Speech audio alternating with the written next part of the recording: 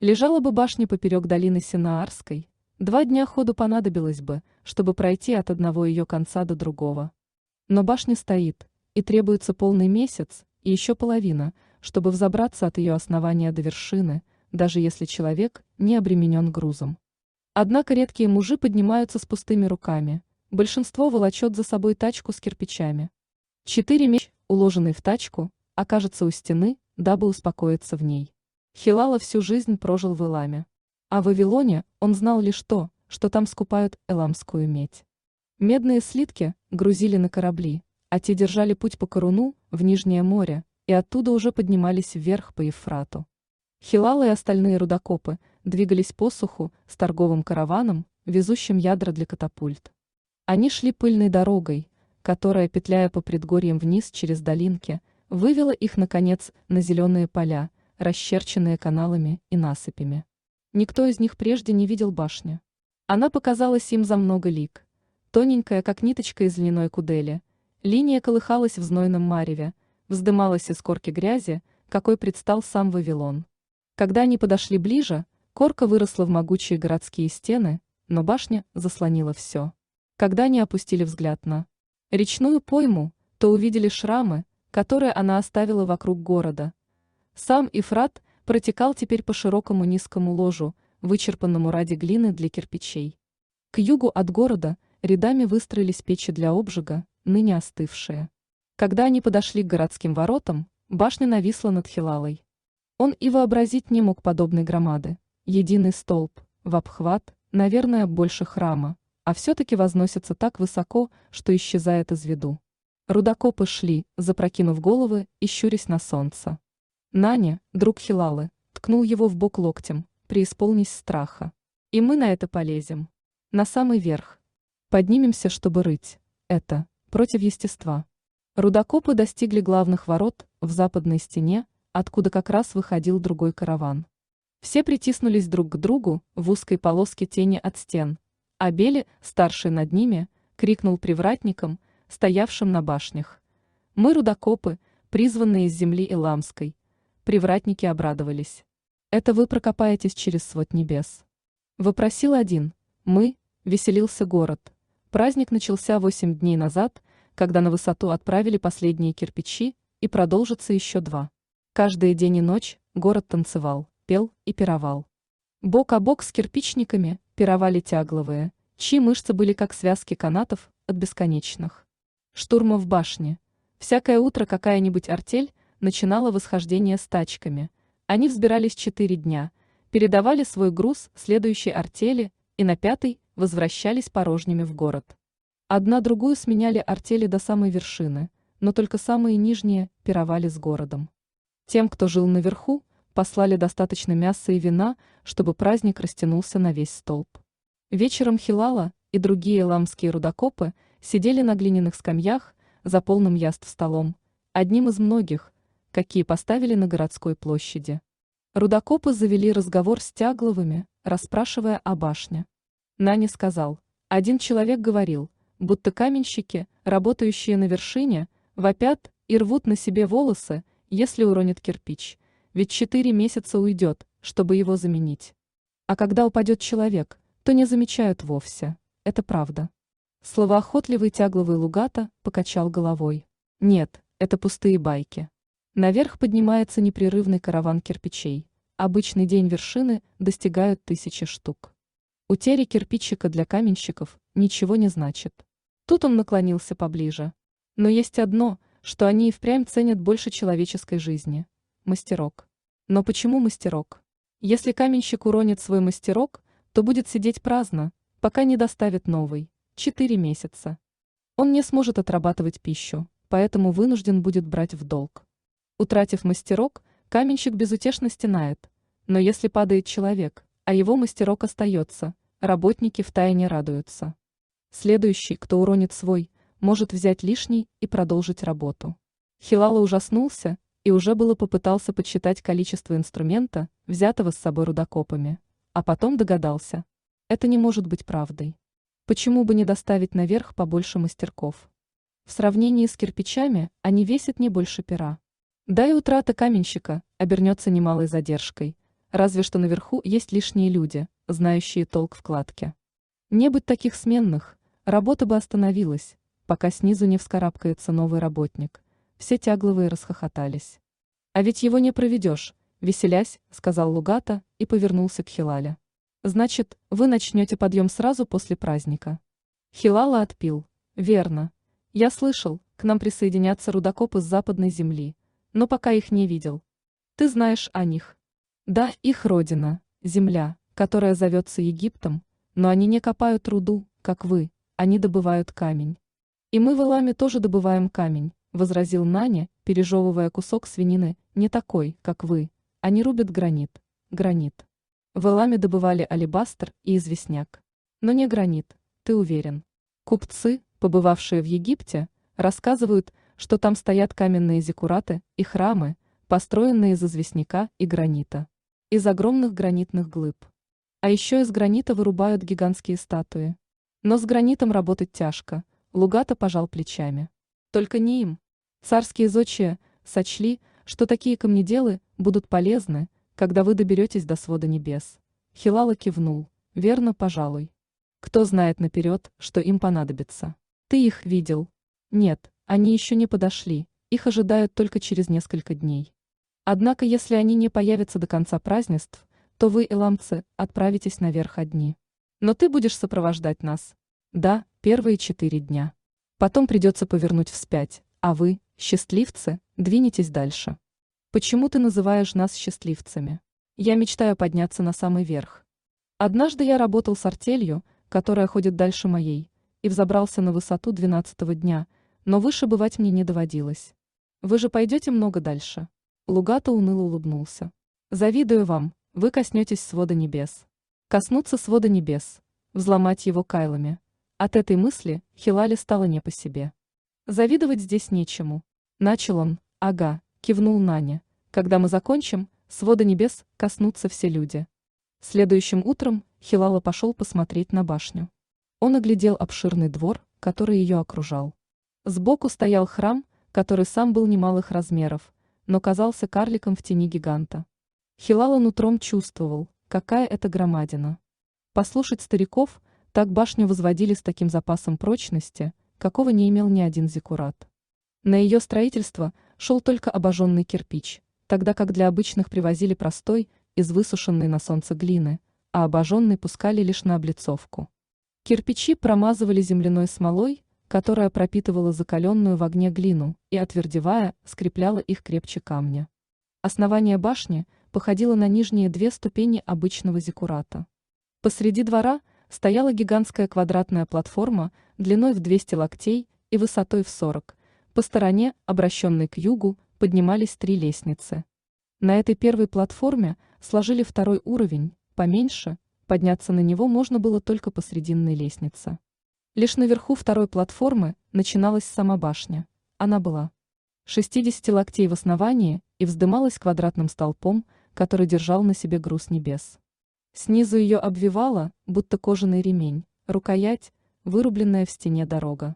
Но присмотревшись, Хилала увидел, что дорог 2 и что они перевиты. По внешней кромке каждой тянулась череда колонн, не толстых, скорее широких, для тени. Поднимая взгляд, он видел чередующиеся ленты. Дорога, кирпичная кладка, дорога, кирпичная кладка, дорога, кладка, пока глаз еще различал их. А башня все росла, скрываясь из виду, уходила ввысь. Хилала моргнул и прищурился, у него закружилась голова. Спотыкаясь и пятясь, он сделал несколько шагов и с дрожью отвернулся. Ему вспомнилась история, которую он слышал в детстве. Ее рассказывали сразу за преданием о потопе. В ней говорилось о том, как люди снова распространились до последних пределов мира, заселив земель больше, чем прежде. А после они поплыли к краю мира и увидели, как падает с этого края океан и исчезает в тумане, где сливается с черными водами бездны. И так люди поняли размеры своего мира и почувствовали, сколь он мал, и пожелали узнать, что лежит за его пределами. Узреть все они подняли глаза к небесам и спросили себя, не там ли, над кладезями, хранящими небесные творения Яхве. Тогда воды стоит чертог Яхве. Так много столетий назад началось строительство башни, столпа в небеса, лестницы, по которой люди способны подняться, чтобы увидеть дело рук Яхве, а Яхве может спуститься, чтобы увидеть дело рук сынов человеческих. История будоражила Хилалу. Это была легенда о тысячах людей, трудящихся беспрестанно, но радостно, ибо они работали ради познания Яхве. Он обрадовался, когда в Элам пришли за рудокопами вавилоняне. А теперь, когда он стоял у подножия башни, его чувства бунтовали, настаивая, что никому не положено возноситься в Поднебесье. Он следил глазами за убегающими ввысь лентами, и чудилось, что они утягивают его за собой. Но стоит ли карабкаться? На утро подъема вторая терраса была от края до края запружена рядами крепких тачек о двух колесах. Многие доверху были нагружены всевозможной едой, мешками с ячменем и пшеницей, чечевицей и луковицами, финиками, огурцами, хлебами и вяленой рыбой. Не было числа громадным глиняным кувшинам с водой, пальмовым вином и маслом, и козьим молоком. Другие тачки щетинились товарами, какие продают на базаре, бронзовыми сосудами, тростниковыми корзинами, штуками льна, деревянными табуретами и столами. Были тут откормленные бык и козел, которым жрецы прилаживали на головы колпаки, чтобы животные не могли смотреть по сторонам и не боялись подъема. Их принесут в жертву, когда они достигнут вершины. Еще здесь были тачки, куда сложили кайлы и молоты рудокопов, а также все необходимое для небольшой кузни. Старшина рудокопов приказал нагрузить несколько тачек деревом и снопами тростника. Лугата стоял рядом с тачкой и затягивал веревки, скрепляющие вязанки дров. Хилала подошел к нему. Откуда взялось это дерево? С тех пор, как мы ушли из Элама, я лесов не встречал. К северу есть целый лес, который посадили в год закладки башни. Стволы сплавляют к нам по Евфрату. Вы посадили столько деревьев. Начиная строительство, зодчие знали, что древесины на растопку печей для обжига потребуется много больше, чем можно найти на равнине, поэтому приказали насадить лес. Есть артели, чья работа поливать его, и взамен каждого срубленного дерева сажать новое. Хилала был изумлен. И это полностью покрывает потребность в древесине. Большую часть. На севере вырубили много лесов и сплавили по реке. Он осмотрел колеса тачки, откупорил висевшую у него на поясе кожаную флягу и плеснул немного. Масло на ступицу, поглядывая искоса на раскинувшиеся перед ними улицы Вавилона, подошел Нане. Никогда прежде я не бывал так высоко, чтобы увидеть внизу город. И я тоже, сказал Хилала, но Лугата только рассмеялся. Пойдем, наши тачки готовы. Вскоре всех работников расставили попарно и подвели к тачкам. Мужчины стали между двух тягловых жердей, к которым крепились кожаные петли. Рудокопам назначили идти вместе с опытными тягловыми, чтобы новички держали шаг и не замедляли ход всего каравана. Лугата и еще один тягловый оказались позади Хилалы и Нани. «Помните, — сказала Лугата, — держаться нужно в 10 локтях от тачки впереди вас. Когда поворачиваем, всегда тянет тот, кто справа. Меняться будете каждый час». Тягловые начали заводить свои тачки на подъем. Хилала и Нани пригнулись, и каждый забросил на плечо по петле. Потом они разом выпрямились, оторвав от земли передок тачки. «Тяните!» — скомандовал Лугата. Они налегли на ремни, и тачка покатилась. Стоило сдвинуться с места, как тянуть стало совсем легко, и они зашагали, едва не насвистывая. Вот процессия достигла поворота, и снова пришлось приналечь. «И это здесь называют легкой тачкой», — пробормотал Хилала. Дорогу вверх сделали такой ширины, чтобы идущий вниз мог протиснуться рядом с тачкой. За столетия колеса проделали 2 борозды в кирпичном основании. Потолок над головой выгибался уступчатым сводом. Массивные квадратные плиты наползали друг на друга, пока не сходились в середине. Из-за широких колонн справа проход напоминал туннель. Если не смотреть по сторонам, то и не скажешь, что находишься в башне. «Вы поете, когда рубите проход?» — спросил Лугата. «Если камень мягкий», — ответил Наня. «Тогда спойте что-нибудь». Просьбу передали остальным рудокопам, и вскоре пела вся артель. Тени укорачивались, а люди взбирались все выше и выше. В укрытом от солнца проходе, на свежем воздухе, было много прохладнее, чем на узких городских улочках внизу, где полуденный зной мог убить ящерицу, решись она перебежать из тени в тень. Повернув голову вправо, рудокопы могли видеть Ефрат и тянущиеся на многие лиги поля, пересеченные поблескивающими в лучах солнца каналами.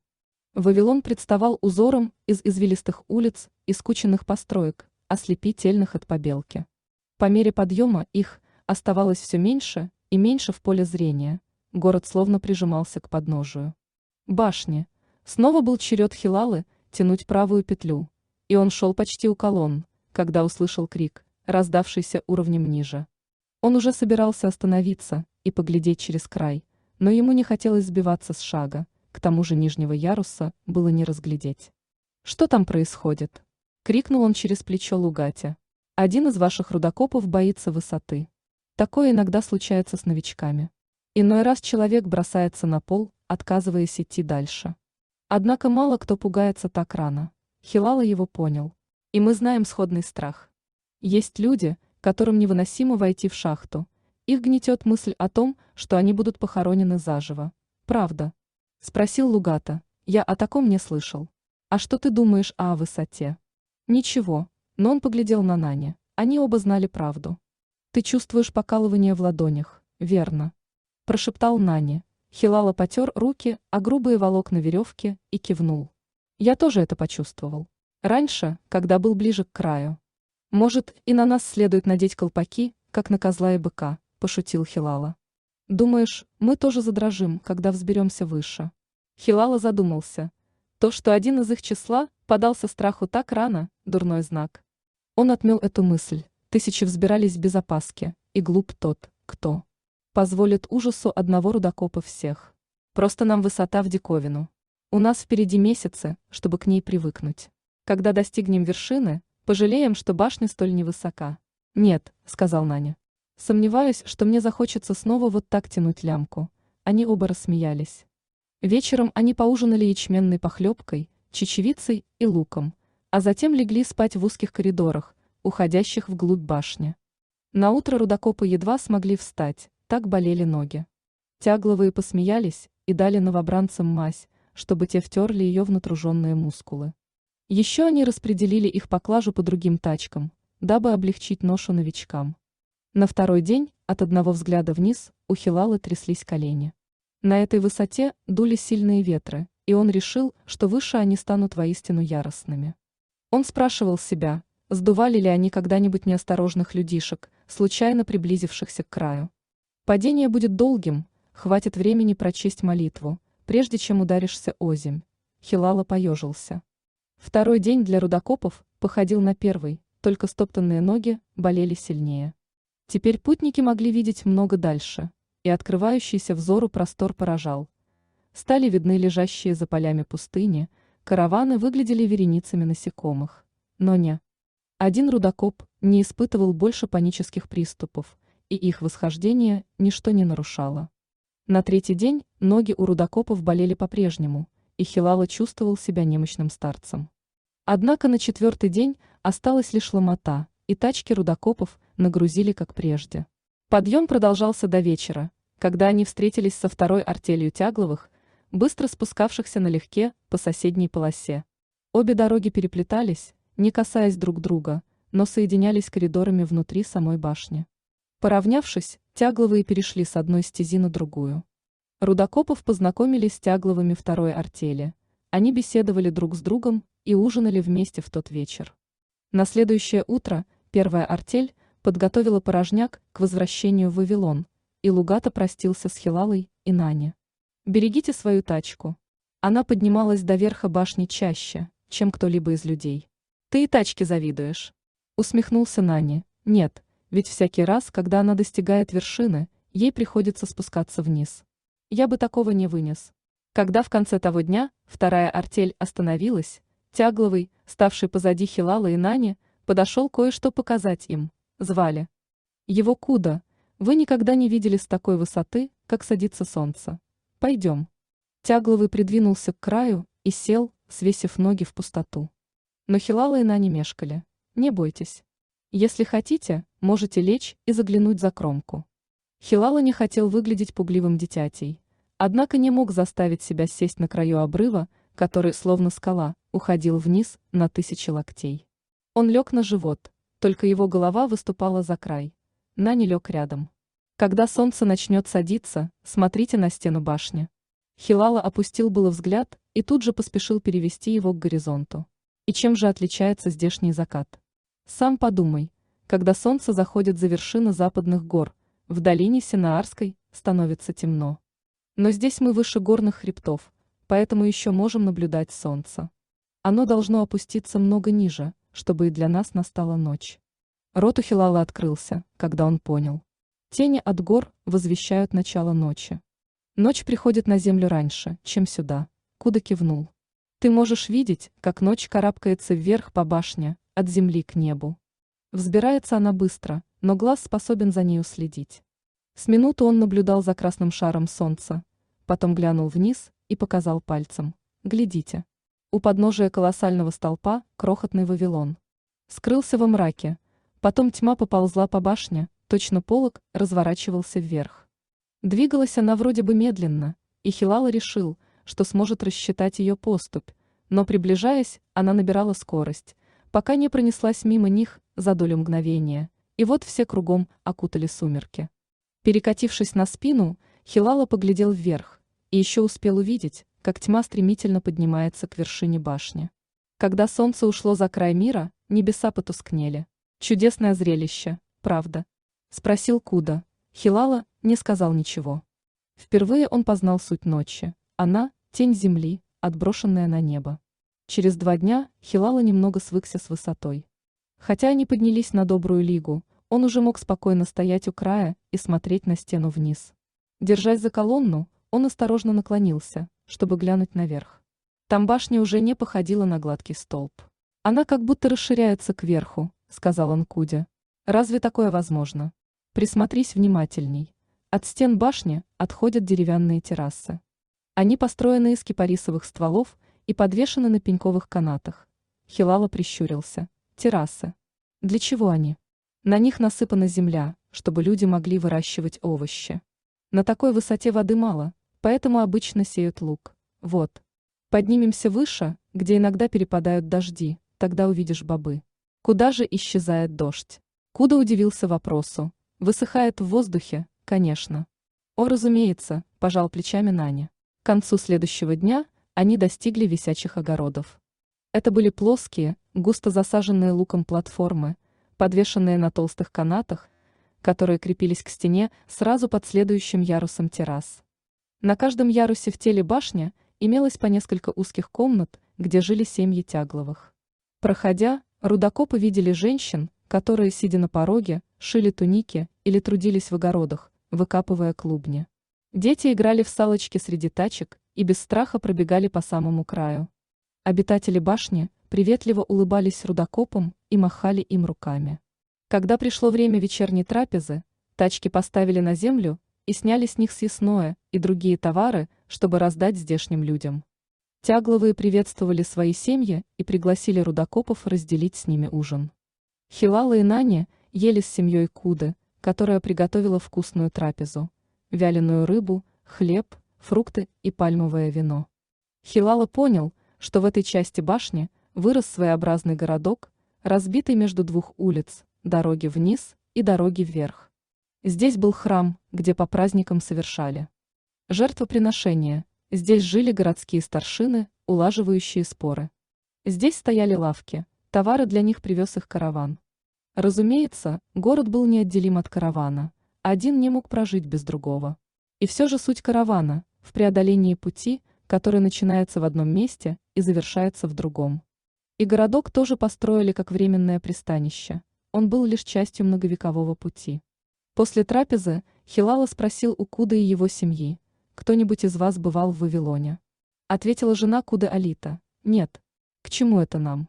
Путь не близкий, а у нас есть все, что нужно. Вы не хотите ступить на землю?» Куда пожал плечами: «Мы живем на дороге в небеса и трудимся для того, чтобы проложить ее дальше. Когда мы покинем башню, то пойдем вверх, а не вниз». Рудокопы все поднимались, и однажды настал день, когда, заглянув за край, они увидели, что башня и вверх, и вниз выглядит одинаково. Ее стена терялась из виду задолго до того, как достигала долины внизу. Но и вершины отсюда было не видно. Куда ни глянь, одна только стена. И смотреть в обе стороны было страшно, ибо душа не утешалась последовательностью. Они перестали быть частью земли, но и частью неба не стали тоже. Башня казалась подвешенной в воздухе нитью, не привязанной ни к земле, ни к своду. В тяжкие дневные переходы Хилала иногда отчаивался, чувствуя, что потерял свое место в мире, как будто земля отвергла его за неверие, а небо не удостоило впустить к себе. Он возжелал, чтобы Яхве подал сынам человеческим знак, что их затея во благо. Как иначе они могут оставаться вместе, где столь неприютно душе? Но обитатели башни и здесь были довольны своим положением. Рудокопов они всегда приветствовали тепло и желали им удачи в трудах у свода. Эти люди жили в сыром тумане густых облаков, грозы видели и снизу, и сверху, из воздуха, собирали свой урожай и никогда не страшились, что здесь им не место. Никто не ждал ни утешения, ни поощрения свыше. Шли недели, солнце и луна, ежедневно стремясь к зениту, всходили все ниже и ниже. Луна заливала южную часть башни серебряным сиянием, светилась, точно вперившийся в них глаз Яхве. Еще через несколько дней караван поравнялся с луной, достиг уровня первого из небесных тел. Прищурив глаза на выщербленный лик, они любовались его величественным движением. Потом они приблизились к солнцу. Был летний сезон, когда огненный шар над Вавилоном стоял почти прямо над головой, а значит, на этой высоте проходил близко к башне. Ни одна семья не жила в этой части, не было тут и террас, ибо жар обжигал так, что высыхали и рассыпались в пыль ячменные зерна. Здесь кирпичи скрепляли не земляной смолой, которая размягчилась бы и потекла, а запекавшейся от жара глиной. Защищая от дневного зноя, колонны здесь стали совсем широкими, превратились почти в единую стену, и дорога проходила в туннеле с узкими щелями, впускающими свистящий ветер и лезвие золотого света. Прежде артели Тягловых сменялись через равные промежутки времени, но теперь пришла иная пора. Каждое утро караван выступал в путь все раньше и раньше, чтобы как можно дальше успеть пройти в темноте. Когда они поднялись вровень с солнцем, то шли только ночью. Днем они пытались поспать, голые и потеющие под раскаленным ветром. Рудокопы беспокоились, можно ли им заснуть, не зажарятся ли они насмерть до пробуждения. Но Тягловые много раз проделывали этот путь и пока не потеряли ни одного человека. Со временем караван миновал уровень солнца, и тогда все стало так, как было под ним. Только теперь солнечные лучи били снизу вверх, что казалось совсем уж противным естеству.